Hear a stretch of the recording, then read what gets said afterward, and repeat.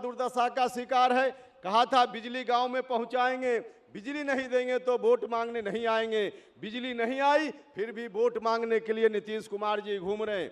हम आप सब लोगों से कहना चाहते हैं कि अब उनकी बातों में मत आइएगा। बड़े भाई छोटे भाई मिलकर इन लोगों ने 25 वर्षों तक बिहार का नुकसान किया है। नौजवानों के भविष्य के साथ खिलवाड़ किया, किसानों के भविष्य के साथ खिलवाड़ करने का काम किया है। 25 वर्षों में इन लोगों ने कुछ भी नहीं किया। इसलिए हम आपसे कहना चाहते हैं कि उनकी बातों में नहीं मत आइएगा। लोग आएंगे आपके बीच, घूम रहे होंगे, विकास की चर्चा नहीं करेंगे। आपके बीच आएंगे, बकवास करेंगे, विकास की चर्चा नहीं करेंगे। मित्रों, लालू यादव जी जहां जाते हैं हर मन से बोलते हैं हम आरक्षण को नहीं समाप्त होने देंगे। मित्रों, आरक्षण जब तक देश के प्रधानमंत्री की कुर्सी पर अति पिछड़ा समाज का व्यक्ति नरेंद्र मोदी जी बैठे हुए हैं, तब तक दुनिया की कोई ताकत आरक्षण को समाप्त करने का काम नहीं कर। आरक्षण था, आरक्षण है और आरक्षण रहेगा। इसलिए आप सब लोगों से आग्रह है कि बिहार के विकास के लिए, गांव के विकास के लिए, नौजवानों को रोजगार मिले, किसानों को हर तरह की सुविधा मिले, इसके लिए आप सब लोग आइए और एक एक वोट, एक एक कीमती वोट तमाम जात धर्म के लोगों से मेरी अपील है कि सब लोग मिलकर एनडीए उम्मीदवार के पक्ष में डालिए और भारी मतों से जिताकर भेजने का काम कीजिए सभी उम्मीदवारों को, ताकि दिल्ली की तरह एनडीए की सरकार, विकास का काम करने वाली सरकार पटना में भी बन सके, बिहार में भी बन सके और विकास का रास्ता खुल सके, आपके गांव का विकास हो सके, पूरे बिहार का विकास हो सके। बहुत बहुत धन्यवाद। बहुत बहुत धन्यवाद आदरणीय उपेंद्र कुशवाहा जी। मित्रों, मैं उस शख्स को बुलाना चाहता हूं जो नीतीश कुमार के विश्वासघाती चरित्र का ताजा उदाहरण है। एक महादलित का बेटा जो बिहार में अच्छा शासन कर रहा था, जो समाज के सही वर्ग के लोगों की चिंता कर रहा था, लेकिन नीतीश कुमार को वह बढ़िया शासन बर्दाश्त नहीं हुआ। वे जल उठे। ऐसे शख्स पूर्व मुख्यमंत्री और हम सब के नेता, हम पार्टी के नेता आदरणीय जीतन राम मांझी जी को मैं आमंत्रित करता हूं कि वे आए और प्रधानमंत्री के आने के पहले हम लोगों को सम्मानित करें। आदरणीय जीतन राम मांझी जी।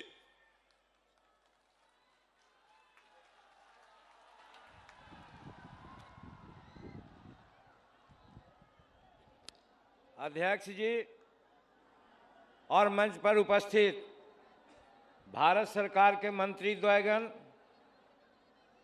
सांसदगण, पूर्व सांसदगण, विधायकगण, पूर्व विधायकगण और शाहबाद और बक्सर जिला में जितने भी विधानसभा कंस्टिट्यूंसी हैं उसके सभी प्रत्याशीगण, मंच पर उपस्थित सभी एनडीए के राज्य स्तरीय और जिला स्तरीय नेतागण और हमारे सामने उपस्थित भाइयों बहनों, नौजवान साथियों और प्रेस और मीडिया के सभी बंधुओं, प्रधानमंत्री जी आ गए हैं आपके बीच और उनके बीच मैं दीवार नहीं बनना चाहता। सिर्फ हम यही कहना चाहते हैं कि आज दो मुद्दों पर लड़ाई चल रही है और दो धुरी की लड़ाई चल रही है।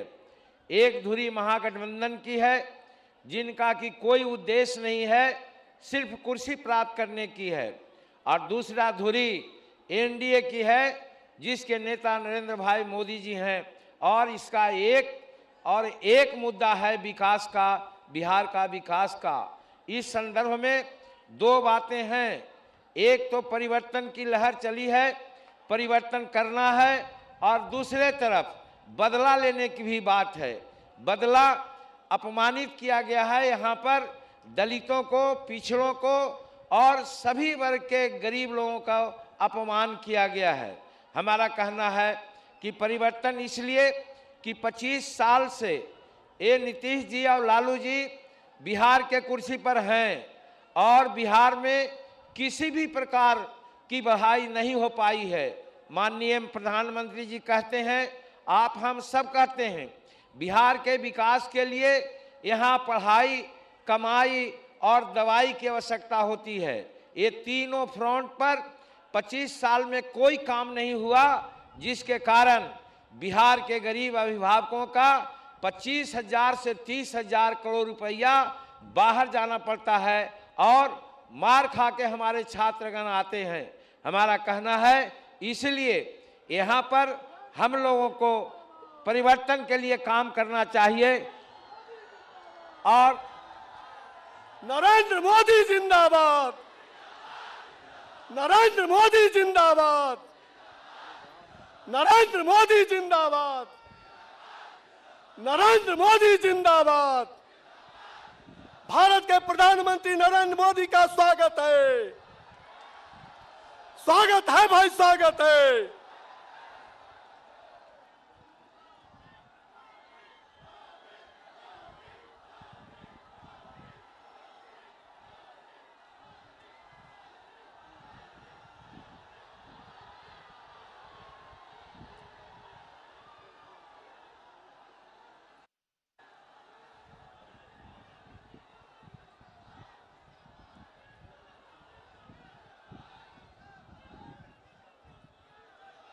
माननीय प्रधानमंत्री आ गए हैं। अब ज्यादा देर आपके बीच और उनके बीच कोई दूरी नहीं रहने का प्रयास है। तो मैं कह रहा था कि परिवर्तन इसीलिए होना चाहिए कि हमारे यहाँ से हजारों हजार लाखों लाख नौजुवक बाहर कमाई के लिए जाते हैं। अगर आज 30-60 सालों में यहाँ इंडस्ट्री लगते, उद्योग लगते तो ये नौबत नहीं आती। और बदला का जहाँ तक सवाल है मेरे दोस्तों, हम नहीं कहना चाहते, लेकिन आप सब लोग जानते हैं कि आज पिछड़ा वर्ग के होने के नाते आज भारत के प्रधानमंत्री हमारे नरेंद्र भाई मोदी जी हैं। उनसे यहाँ के लोगों को घृणा है, बार बार अच्छाई न देख के बुराई की बात करते हैं। और दूसरी ओर उसी कड़ी में एक महादलित परिवार का, जिसको मुसहर कहते हैं, भुइयां कहते हैं, उस परिवार के मुख्यमंत्री जब हम बने और जब जनता के बीच लाभ का काम करने लगे, गरीबों के लिए काम करने लगे, किसानों को बिजली माफ करने का निर्णय लिया, आज हमारे बेरोजगार हैं उनको बेरोजगारी भत्ता देने की बात किया, इंदिरा आवास के लिए राशि बढ़ा के देने की बात किया, 46,000 सफाई कर्मियों को बहाल करने का काम किया, तो नीतीश कुमार को लगा कि जीतन मांझी ऐसा काम कर रहा है कि आगे मुख्यमंत्री के रूप में लोग इसी को देखेंगे, इसलिए हटाने का काम किया। हमारा कहना है नरेंद्र भाई मोदी जी के प्रति इस प्रकार की गलत भावना रखना और जीतन मांझी को अपमान करना बिहार के गरीबों का, दलितों का, महादलितों का अपमान है। इस अपमान का बदला लेने का एक ही समय आ गया, जो आपको 28 तारीख को एनडीए के पक्ष में मतदान करना है। हम अनुरोध करना चाहते हैं सभी आरा और बक्सर के विधानसभा के मतदाताओं से कि हमारे एनडीए के साथी कोई यहाँ पर कमल छाप लेके आए हुए हैं, कोई पंखा छाप लेके आए हुए हैं और कोई बंगला छाप लेकर के आए हुए हैं। ये सब चिन्ह एनडीए का है, इसलिए जहां ऐसा छाप आपको मिले उसी के समक्ष आपको बटन दबाना है और दबा करके बिहार में परिवर्तन करना है। और बिहार में परिवर्तन के साथ साथ बिहार के विकास के लिए एक रास्ता साफ करना है। और नहीं तो आज भारत सरकार की ओर से चाहे पैकेज माननीय नरेंद्र भाई मोदी जी ने 1,65,000 करोड़ देने की बात की है, सब बेईमानी की बात हो जाएगी। यदि सरकार अभी वर्तमान में जैसी है वैसी रह जाएगी तो ये लोग घोटालेबाजों को, कमीशन खोरों को और एस्टीमेट घोटालेबाजों को ये लोग प्रश्रय देते हैं, इसलिए इनके हाथ में पैसा जाएगा, उसका सदुपयोग नहीं होगा। इसलिए नरेंद्र भाई मोदी जी जो हम लोगों पर अनुग्रह किए हैं और प्रथम बार हिंदुस्तान के लाल किला के प्राचीर से इन्होंने गला फाड़ करके बतलाया दुनिया को कि बिहार का विकास किए बिना हिंदुस्तान का विकास नहीं हो सकता है। इसलिए आज सारा प्रयास वो कर रहे हैं। आइए हम आप 28 तारीख को एनडीए के उम्मीदवारों के चिन्ह के सामने बटन दबाकर आज नरेंद्र भाई मोदी जी को सपना साकार कीजिए और भ्रष्टतम और हर तरह से ये यहाँ के नाकाबिल जो मुख्यमंत्री हैं और लालू जी हैं उनको परास्त कीजिए। यही चंद शब्दों के साथ आपको बहुत बहुत धन्यवाद, बहुत बहुत शुक्रिया। बहुत बहुत धन्यवाद सम्माननीय जीतन राम मांझी जी। मित्रों, आज प्रधानमंत्री जी बक्सर में आए। लोकसभा चुनाव के पहले भी आप बक्सर आए थे, आपसे सहयोग मांगने, अपने पूरे दमखम के साथ, पूरे ताकत के साथ आपका सहयोग किया था। प्रधानमंत्री जी महर्षि विश्वामित्र की तपोभूमि, राम की प्रभु राजा पुरुषोत्तम राम की दीक्षा भूमि, स्वामी सहजानंद सरस्वती की संघर्ष भूमि, बाबू कुंवर सिंह की संघर्ष भूमि में आपका अभिनंदन है, स्वागत है।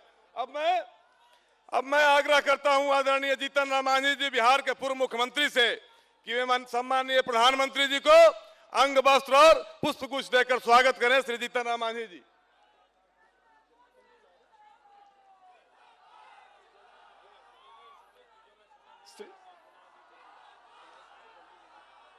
श्री उपेंद्र कुशवाहा जी स्वागत करेंगे प्रधानमंत्री जी का।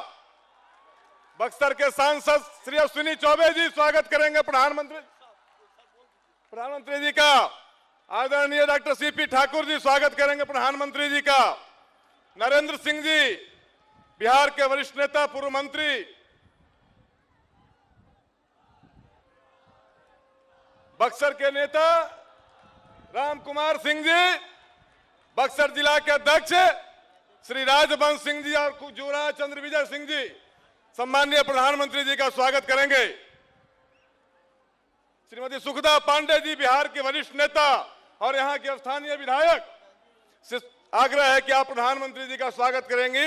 डॉक्टर सुखदा पांडे जी।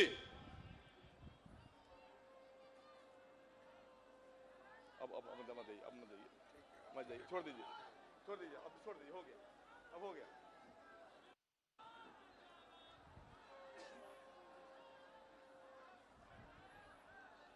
मत जाइए, छोड़ दीजिए, मत छोड़ दीजिए, ना छोड़ दीजिए, नहीं छोड़ दीजिए प्लीज।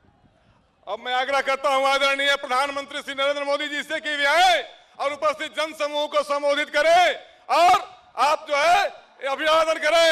आदरणीय प्रधानमंत्री जी का। नरेंद्र मोदी जिंदाबाद, नरेंद्र मोदी जिंदाबाद, नरेंद्र मोदी जिंदाबाद।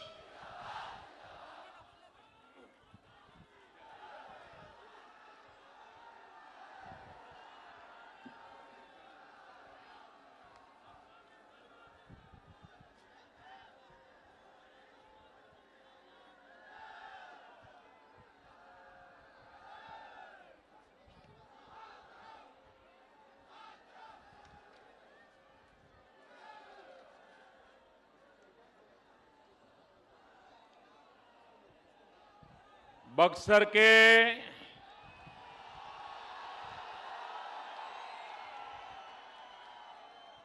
जनता के हम प्रणाम करता ने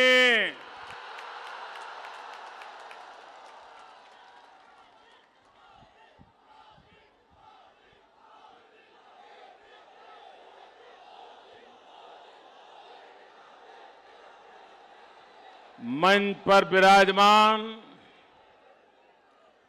बिहार के भूतपूर्व मुख्यमंत्री महादलितों के कल्याण के लिए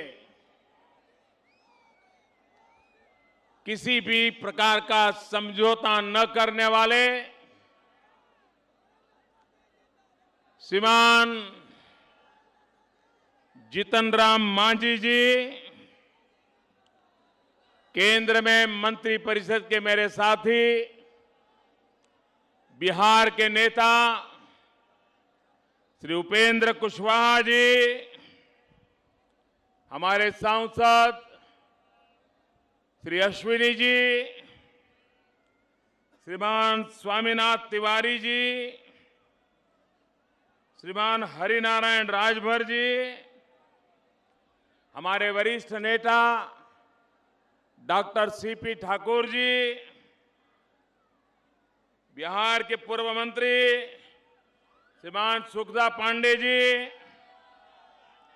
डॉक्टर संजय पासवान जी, श्रीमान सुनील सिंह, श्रीमान राम कुमार सिंह, श्रीमान नरेंद्र सिंह, श्रीमान दानिश रिजवान, श्रीमान विनोद सोनकर, श्रीमान सुधीर शर्मा, श्रीमान राजेंद्र सिंह चौहान, श्रीमान मोहनदास गुप्ता, श्रीमान दयाशंकर सिंह, सुश्री जानकी साहनी, श्री अरविंद पांडे, श्रीमान राजवंशी जी, श्रीमती निवेदिता सिंह, युवराज चंद्र विजय सिंह, श्रीमान मनोज कुमार सिंह, श्रीमान केशव मौर्य जी, श्रीमान निर्मल सिंह कुशवाहा जी, श्रीमान श्यामल कुशवाहा जी, श्रीमान विजय सिंह, श्रीमान रामचंद्र चंद्रवंशी, श्रीमान पवन सिंह, श्रीमान परशुराम कुशवाहा जी।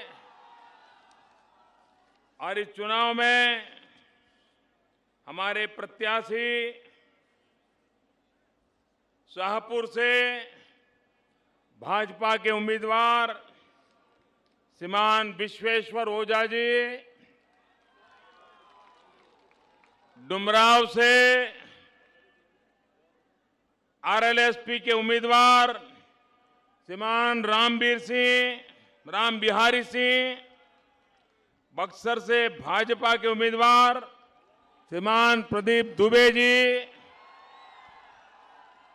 ब्रह्मपुर से भाजपा के उम्मीदवार श्रीमान विवेक ठाकुर जी,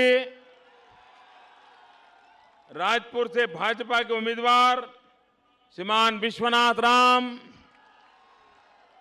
जगदीशपुर से आरएलएसपी के उम्मीदवार श्रीमान संजय मेहता जी। कोई रह गए?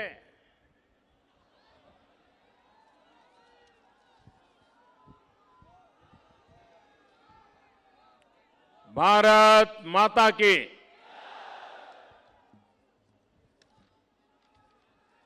मेरे प्यारे भाइयों और बहनों, मैं आज बक्सर फिर एक बार आया हूं और ये बक्सर की धरती अपने आप में एक सांस्कृतिक धरोहर है, एक ऐतिहासिक अमानत है। ये भूमि शस्त्र की भी है, शास्त्र की भी है।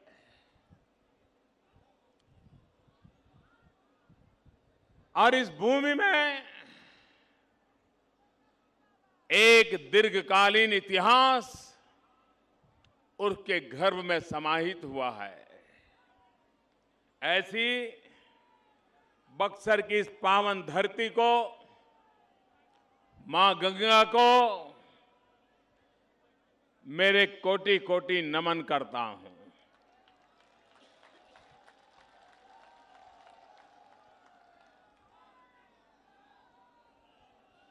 मेरा और बक्सर का एक विशेष नाता है।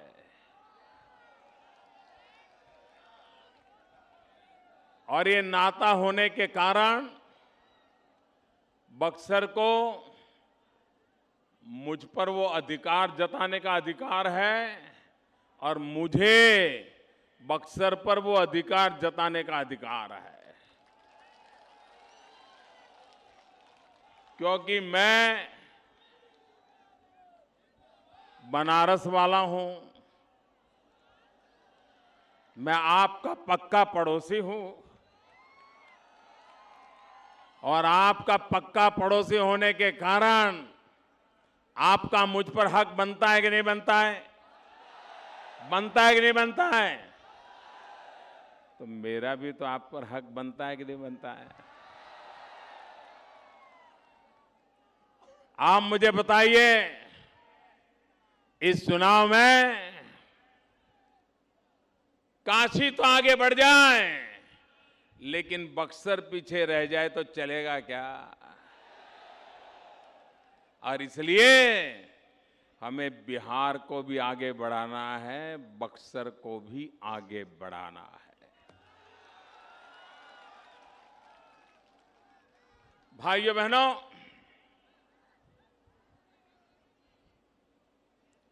ये बक्सर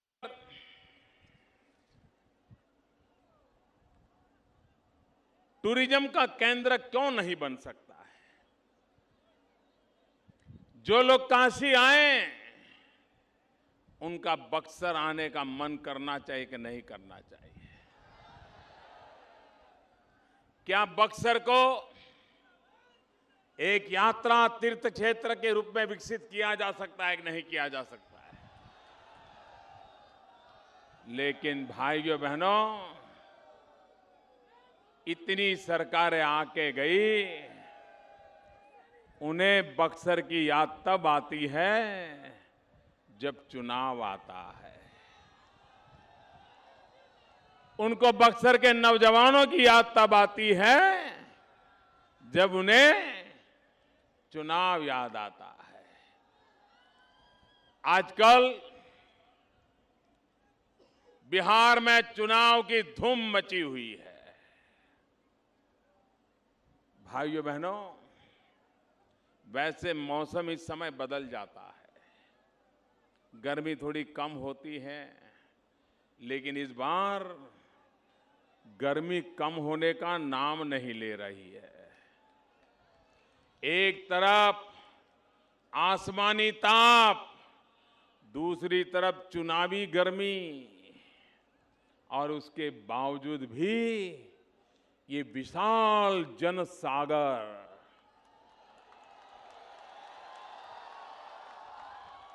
उधर भी मैं देख रहा हूं बाहर, वहां भी भीड़ ही भीड़ है। मैं इधर भी देख रहा था, लोग ही लोग हैं। ये सारे पोस्टर लगे, उसके उस पार एक और जैसा सभा चल रही है, और इधर तो नजर पहुंच ही नहीं पा रही है। भाइयों बहनों, चुनावी सभाएं तो हमने बहुत देखी है। ये दृश्य कभी देखने को मिल नहीं रहा है जो मुझे इस बार बिहार में देखने को मिल रहा है।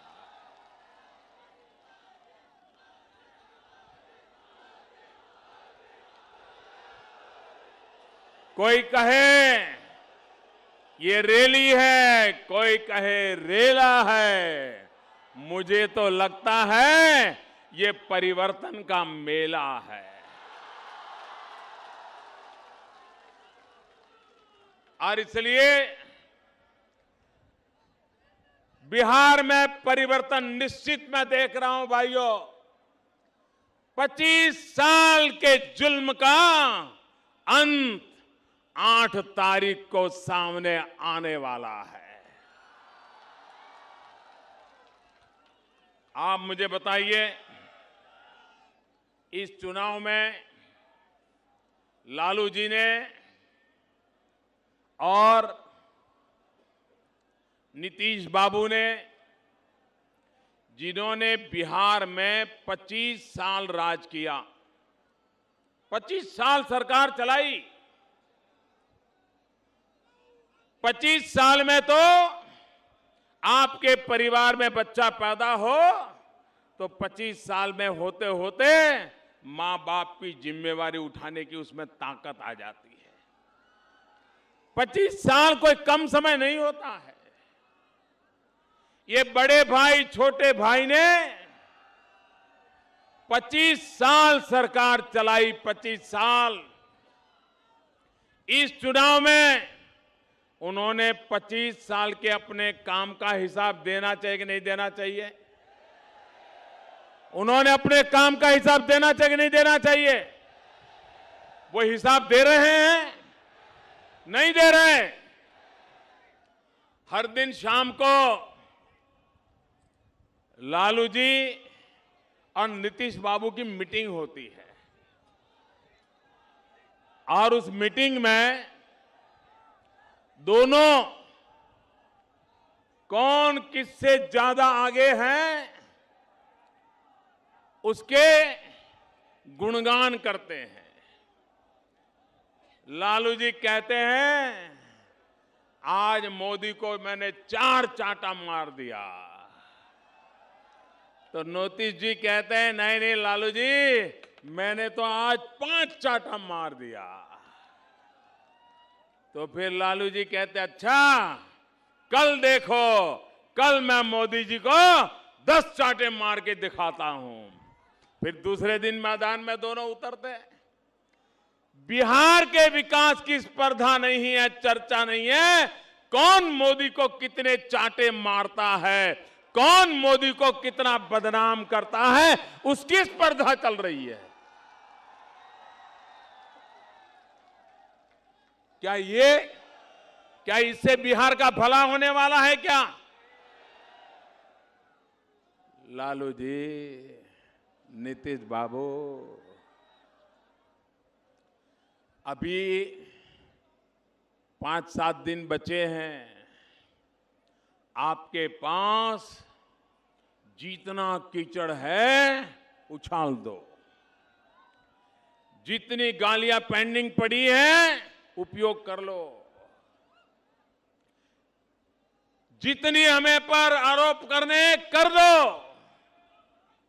लेकिन लालू जी, नीतीश बाबू, ये समझ लीजिए, जितना कीचड़ ज्यादा उछालोगे कमल उतना ही ज्यादा खिलने वाला है। ये बिहार की जनता है। अगर पूरे हिंदुस्तान में चाणक्य को पूरी तरह किसी ने पचाया है तो बिहार की जनता ने पचाया है। और बिहार की जनता में राजनीति को समझने की जो सूझबूझ है वो शायद हिंदुस्तान में नंबर 1 पर है। उस बिहार की जनता को गाली गलौज करके आप अब गुमराह नहीं कर सकते हो। ये 90 का कालखंड नहीं है, ये 21वीं सदी है। इन नौजवानों के हाथ में बिहार है। उस बिहार को अब आप तबाह नहीं कर सकते हो।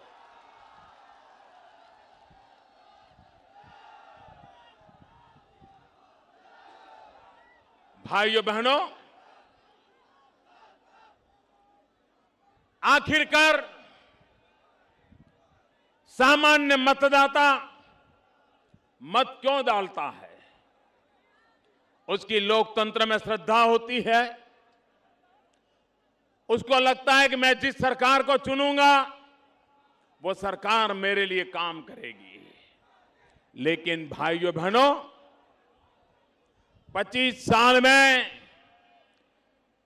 आपके भाग्य के इन्होंने बदला है। मैं जरा आपसे सवाल पूछना चाहता हूं। ये लालू नीतीश जी ने बिहार के नौजवानों का भला किया है, बिहार के किसानों का भला किया है, बिहार की माता बहनों का भला किया है, बिहार के गांव का भला किया है, बिहार के गरीबों का भला किया है, दलित महादलित का भला किया है, पिछड़े अति पिछड़ों का भला किया है। भाइयों बहनों, 25 साल आप वोट देते रहे हैं, बदले में बिहार का भला होना चाहिए था कि नहीं होना चाहिए था?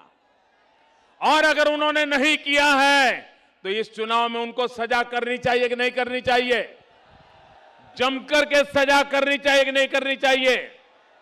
बिहार को बर्बाद करने वालों को चुन चुन करके साफ करना चाहिए कि नहीं करना चाहिए? बुरी तरह पराजित करना चाहिए कि नहीं करना चाहिए? भाइयों बहनों, जब तक आप सार्वजनिक जीवन में से भ्रष्टाचार, अपराध, भाई भतीजावाद, ये बुराइयों को नहीं मिटाएंगे, अच्छाइयों को आना मुश्किल होगा। और इसलिए इस चुनाव में बुराइयों को से बिहार को मुक्त दिलाने का ये चुनाव है मेरे भाइयों बहनों।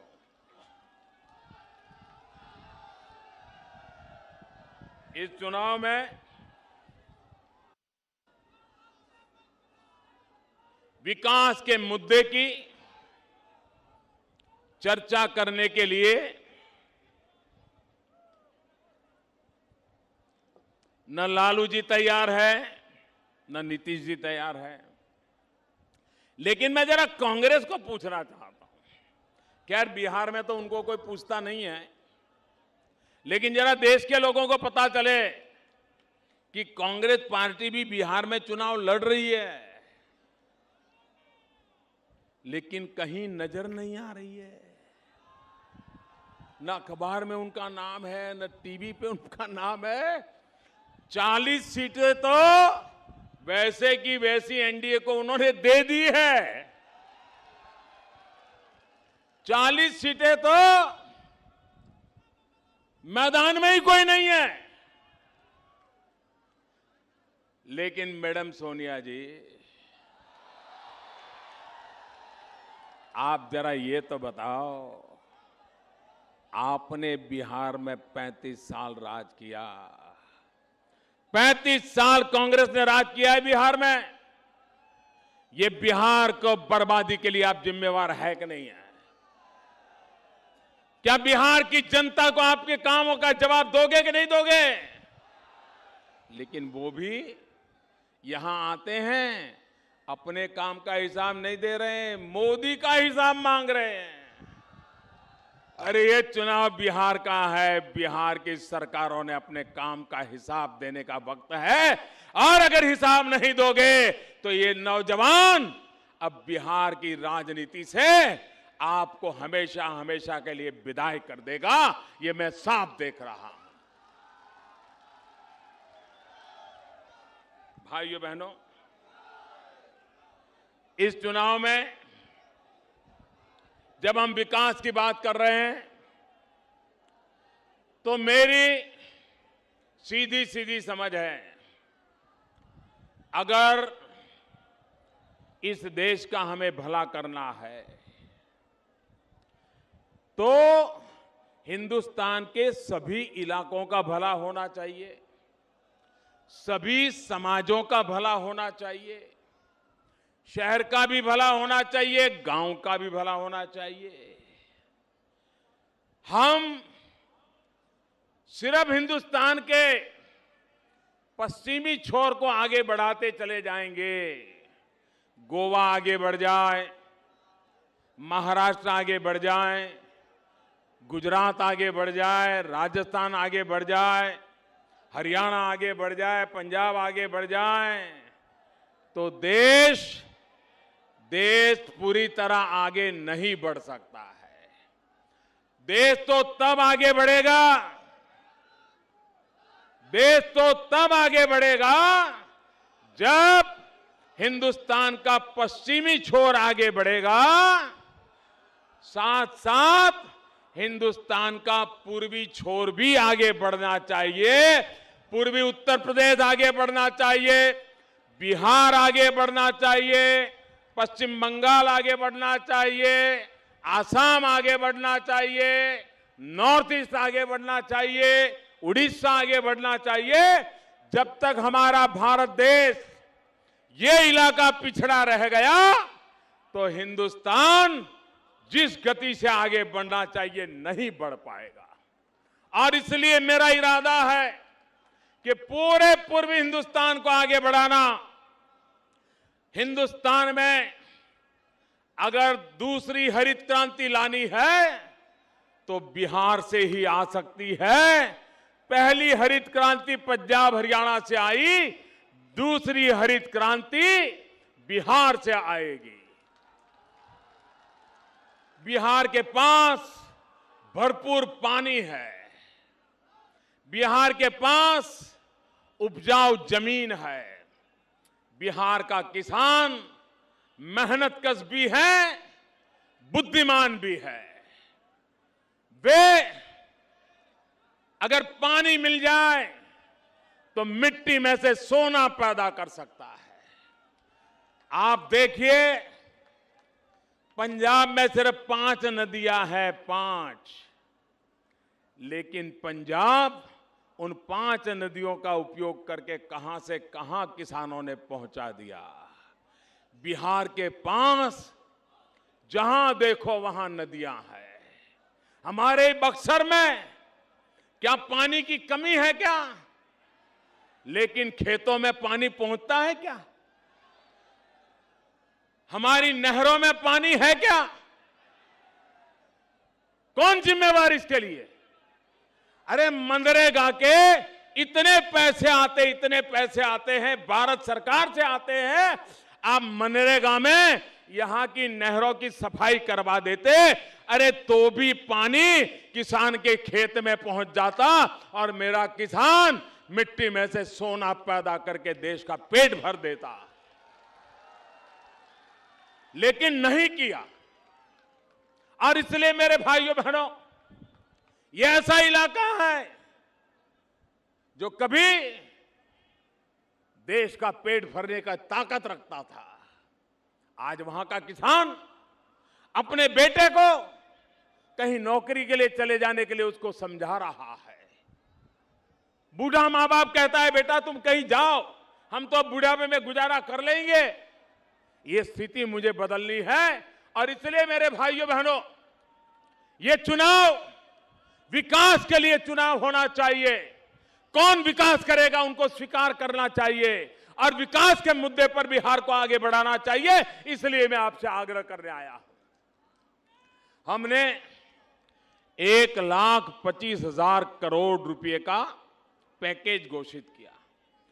1,25,000 करोड़ रुपया ये सामान्य नहीं होता है भाइयों। और पुराने कागज पर लिखे हुए पैसे, लेकिन दिए नहीं थे। ऐसे दूसरे 40,000 करोड़ कुल मिला के हो गया 1,65,000 करोड़ रुपया। मेरे भाइयों बहनों, बिहार में 1,65,000 करोड़ रुपया आएगा। बिहार का भाग्य बदलेगा कि नहीं बदलेगा? बिहार का भाग्य बदलेगा कि नहीं बदलेगा? बिहार का जीवन बदलेगा कि नहीं बदलेगा? बिहार के जीवन में बदलाव आएगा कि नहीं आएगा? आप मुझे बताइए, ये 21वीं सदी में बिहार के लोगों को बिजली मिलनी चाहिए कि नहीं मिलनी चाहिए भैया? बिजली मिलनी चाहिए कि नहीं मिलनी चाहिए? आज बिजली मिलती है क्या? बिजली मिलती है क्या? और नीतीश बाबू कहते हैं हम यहां के युवक युवतियों को कंप्यूटर देंगे। कंप्यूटर, ये बिना बिजली को कंप्यूटर क्या करेगा? जरा ये तो समझाओ लालू जी। और नीतीश बाबू, आप जो कंप्यूटर देने की बातें करते हो, बिहार के नौजवानों को पूरी तरह पता है कि आपके कंप्यूटर में तो लालू वायरस लगा हुआ है। लालू वायरस आपके कंप्यूटर में लालू वायरस चिपका हुआ है। और वो लालू वायरस के कारण जंगल राज, अपराध, महिलाओं का उत्पीड़न, अपहरण, यही उसमें से निकल रहा है। और इसलिए ये लालू वायरस वाला कंप्यूटर बिहार के नौजवानों को नहीं चाहिए। बिहार को जंगल राज नहीं चाहिए। बिहार को अपराधीकरण नहीं चाहिए। भाइयों बहनों, ये बिहार का चुनाव 1,65,000 करोड़ का पैकेज, और उसमें भी हमारे बक्सर की सबसे बड़ी चिंता, इसको हमने 1,65,000 करोड़ के पैकेज में बहुत तो और काम है, लेकिन विशेष महत्व दिया है। National highway 84 Buxar Bhojpur 48 kilometre section 4 लेन करने का करीब 600 करोड़ रुपया देने का निर्णय कर लिया है। न्यू NHW कनेक्टिविटी के लिए 65 किलोमीटर बक्सर से चौसा, रामगढ़ से मोहनिया, करीब करीब 1,000 करोड़ रुपया लगाने का निर्णय किया है। भाइयों बहनों, मैंने कहा बिजली चाहिए बिहार को। 1,65,000 करोड़ के पैकेज में 1,000 करोड़ रुपयों की लागत से 1,300 मेगावाट का बिजली का कारखाना लगाने का हमने संकल्प किया है। मेरे भाइयों बहनों, आप मुझे बताइए, ये विकास करने का हमारा रास्ता है, उनका रास्ता है मोदी को बदनाम करो। हमारा रास्ता है बिहार को नई ऊंचाइयों पर ले जाओ। निर्णय आपको करना है, फैसला आपको करना है मेरे भाइयों बहनों।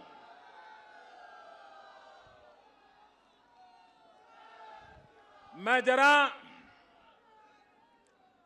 ये महास्वार्थ बंधन के लोगों से पूछना चाहता हूं,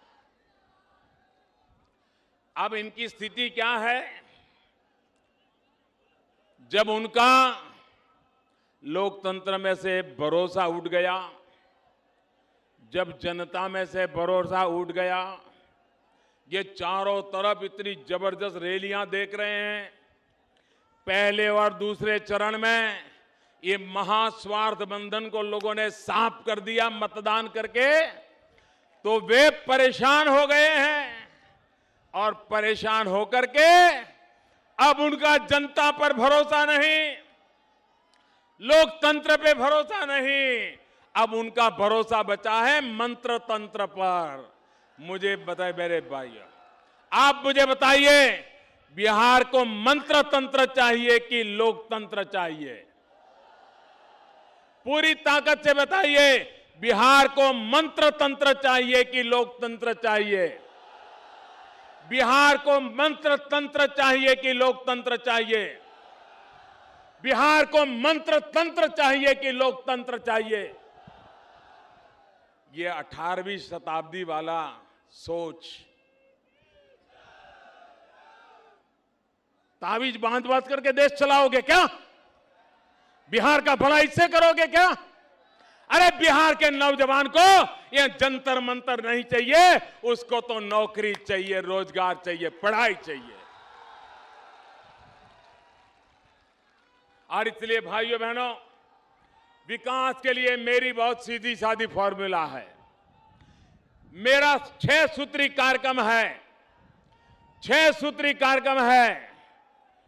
3 सूत्री है बिहार राज्य के लिए और 3 सूत्री है बिहार के एक एक परिवार के लिए। भाइयों बहनों, ये मेरा 3 सूत्री कार्यक्रम है। बिहार राज्य के मेरे 3 सूत्र हैं: बिजली, पानी और सड़क। अगर बिहार को बिजली मिल जाए, उद्योग लग जाएंगे, नौजवान को रोजगार मिलेगा, बच्चों को अच्छी शिक्षा मिलेगी, जीवन में बदलाव आएगा। पानी मिला तो किसान मिट्टी में से सोना पैदा कर देगा। अगर सड़कों का जाल बिछा दिया तो बिहार नई ऊंचाइयों पर पहुंच जाएगा। और इसलिए बिहार राज्य के लिए बिजली, पानी, सड़क, और बिहार के परिवारों के लिए क्या? अगर बिहार के परिवारों का भला नहीं हुआ और राज्य में सड़कें लग गई तो काम नहीं होने वाला है। तो बिजली, पानी, सड़क का जितना महत्व है, उतना ही 3 और सूत्रों का महत्व है। और वो 3 सूत्र है, भाइयों बहनों, जो बिहार के परिवार से लगे हैं, बिहार के हर नौजवान से जुड़े हुए हैं। और वो मेरे 3 सूत्र हैं। पहला है पढ़ाई, दूसरा है कमाई और तीसरा है दवाई। बिहार के गरीब से गरीब व्यक्ति को भी अच्छे से अच्छी पढ़ाई मिलनी चाहिए। पढ़ाई करने के लिए लाखों रुपया खर्च करके यहां के नौजवानों को बिहार छोड़ के जाने की नौबत नहीं आनी चाहिए, उसको यहीं पर पढ़ाई मिलनी चाहिए। बिहार से पलायन रुकना चाहिए।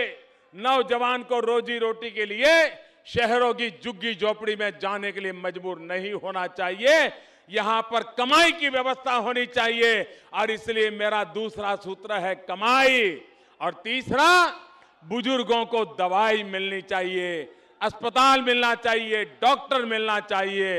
ये पढ़ाई, कमाई और दवाई, ये विकास के मेरे मंत्र लेकर के मैं आपके पास आया हूं। भाइयों बहनों, एक तरफ एक तरफ विकास की चर्चा हो रही है और वे विकास के उनके पास मुद्दे नहीं है, दिल्ली सरकार के खिलाफ कुछ कहने को नहीं है, हमारी इन तीनों पार्टियों के खिलाफ कुछ कहने के लिए नहीं है, और इसलिए वो झूठ चलाते रहते हैं, झूठ चला रहते हैं। आरक्षण आरक्षण आरक्षण का भूत खड़ा किया जा रहा है। मैं जरा पूछना चाहता हूं, मैं गंभीर सवाल पूछना चाहता हूं, अगर हिम्मत है तो लालू जी जवाब दें, हिम्मत है तो नीतीश बाबू जवाब दें, और हिम्मत है तो मैडम सोनिया जी भी जरा बोल दे। भाइयों बहनों, आरक्षण के संबंध में मैं गंभीर सवाल पूछना चाहता हूं। राजेंद्र बाबू इसी धरती के संतान, संविधान सभा में बैठते थे, संविधान बना तब चर्चाएं होती थी, बाबा साहब आंबेडकर नेतृत्व करते थे, विस्तार से चर्चा होती थी। जब आरक्षण की चर्चा हुई तब देश के संविधान निर्माताओं ने एक बात बहुत ही डंके के चोट पर कही है, पूरी संविधान सभा में कही है कि इस देश में संप्रदाय के आधार पर आरक्षण नहीं देना चाहिए, धर्म के आधार पर आरक्षण नहीं देना चाहिए। हिंदू, मुसलमान, ईसाई, पारसी, इस प्रकार से धर्म के आधार पर आरक्षण नहीं देना चाहिए। ये भारत के संविधान निर्माताओं की चर्चा में साफ साफ नजर आता है। दूसरी बात, सभी राजनीतिक दल चुनाव के समय 2%, 5% आरक्षण बांटते थे, चुनाव जीतते थे। सुप्रीम कोर्ट ने निर्णय किया, सुप्रीम कोर्ट ने कहा कि 50% से अब आगे किसी को कोई आरक्षण बढ़ाने का हक नहीं है। पूरे हिंदुस्तान में अब 50% पर कैप लग गया है, उसके आगे कोई सरकार जा नहीं सकती, सुप्रीम कोर्ट ने कहा है। अब किसी को भी आगे बढ़ना है तो उसमें से कोई न कोई बेईमानी करनी पड़ती है। लालू जी, नीतीश जी, सोनिया जी और भी कुछ राजनीतिक दल वो क्या करने जा रहे हैं आपको मालूम है? मैं दलितों को पूछता हूं, मैं महादलितों को कहता हूं, मैं पिछड़ों को कहता हूं, अति पिछड़ों को कहता हूं, एक पाप की योजना बना रहे हैं लोग, पाप की योजना। आपका आरक्षण में से 5% छीनने का षड्यंत्र ये सारे लोग कर रहे हैं, मैं चेतावनी देता हूं। 5% आरक्षण दलितों में से, 5% महादलितों में से, 5% पिछड़ों में से, 5% अति पिछड़ों में से, उनमें से निकाल करके संप्रदाय के आधार पर दूसरे संप्रदाय को देने का इनका षड्यंत्र चल रहा है। भाइयों बहनों, मैं बताता हूं, मैं जिस घर में पैदा हुआ हूं, अति पिछड़ा होने का क्या कष्ट होता है वो मैंने जिया है। मैं गरीब मां की कोख से पैदा हुआ हूं, मैं चाय बेचते बेच के बड़ा हुआ हूं, और इसलिए आज मैं बिहार के दलितों को, बिहार के महादलितों को, बिहार के पिछड़ों को, बिहार के अति पिछड़ों को आज मैं विश्वास दिलाता हूं कि आप में से रत्ती भर आरक्षण कोई छीनने की कोशिश करेगा और किसी और संप्रदाय के नाम पर देकर के वोट बैंक की राजनीति करने की कोशिश करेगा, मोदी आपके आरक्षण की सुरक्षा के लिए अपनी जान की बाजी लगा देगा। और इसलिए मेरे भाइयों बहनों, ये जो षड्यंत्र कर रहे हैं, आज मुझे इस षड्यंत्र को खुला करना ये मेरी जिम्मेवारी बन गई है। और मैं पूछता हूं लालू जी को, आरक्षण की इतनी बातें कर रहे हो, जब भारत की संसद में 33% महिलाओं के आरक्षण की बात आई, आपने घोर विरोध क्यों किया? जेडीयू के नेताओं ने घोर विरोध क्यों किया? क्या कारण था? ये महिला विरोधी चेहरा लेकर के घूम रहे हो। और मैडम सोनिया जी, महिलाओं के आरक्षण में रुकावट करने वाले इन दो दलों के साथ आप एक गठबंधन कैसे कर रहे हो, जरा जवाब दो। मैं आज बक्सर की धरती से कांग्रेस को, मैडम सोनिया जी को, लालू जी को, नीतीश जी को, भारतीय जनता पार्टी पर झूठे आरोप लगाने वालों को गंभीर सवाल पूछना चाहता हूं। जब अभी थोड़े दिन पहले बिहार का एक मंत्री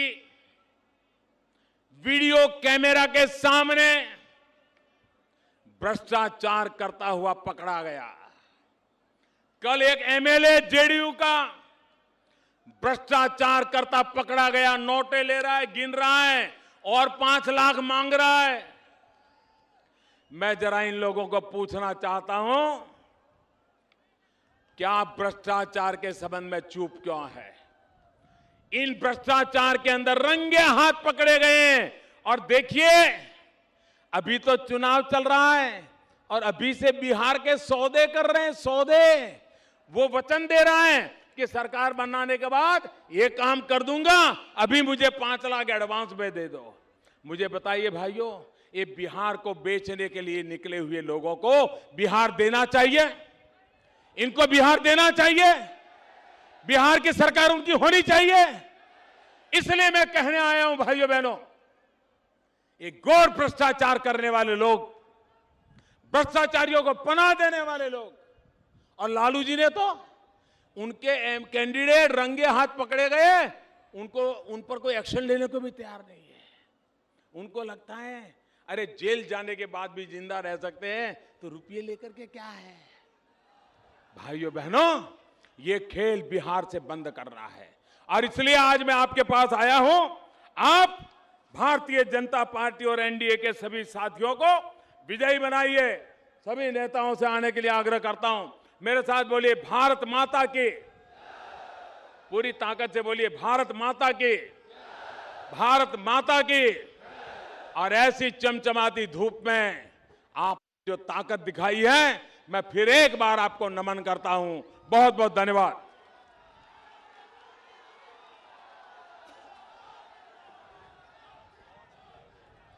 नरेंद्र मोदी जिंदाबाद, नरेंद्र मोदी जिंदाबाद, नरेंद्र मोदी जिंदाबाद, राष्ट्रीय जनतांत्रिक गठबंधन जिंदाबाद, नरेंद्र मोदी जिंदाबाद, भारत माता की, भारत माता की। बहुत बहुत धन्यवाद। सभा समाप्ति की घोषणा की जाती है।